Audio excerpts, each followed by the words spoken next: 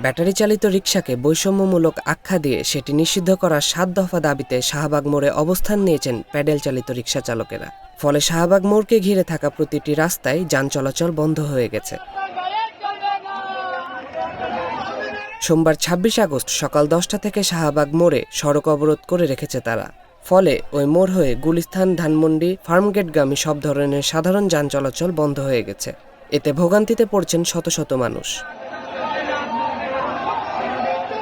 খোঁজ নিয়ে জানা গেছে, পায়ে-চালিত রিকশা চালকরা ব্যাটারি চালিত রিকশা বন্ধের দাবিতে কয়েকদিন ধরে আন্দোলনে নামার চেষ্টা করছিল। কয়েকজন রিকশা চালক অভিযোগ করে বলেন, ব্যাটারি চালিত রিকশার কোনো লাইসেন্স নেই, সরকার অনুমোদনও দেয়নি। এরপরও তারা অলিগলি ছেড়ে এখন প্রধান সড়ক দাপিয়ে বেড়াচ্ছে। এসব রিকশার জন্য পায়ে-চালিত রিকশা চালকরা অসহায় হয়ে পড়েছেন। এজন্য তারা ব্যাটারি চালিত রিকশা বন্ধের দাবি জানান। সকাল ১১টায় শেষ খবর পাওয়া পর্যন্ত শাহবাগ মোড়ে কয়েকশো পায়ে চালিত রিকশা চালক অবস্থান নিয়েছেন।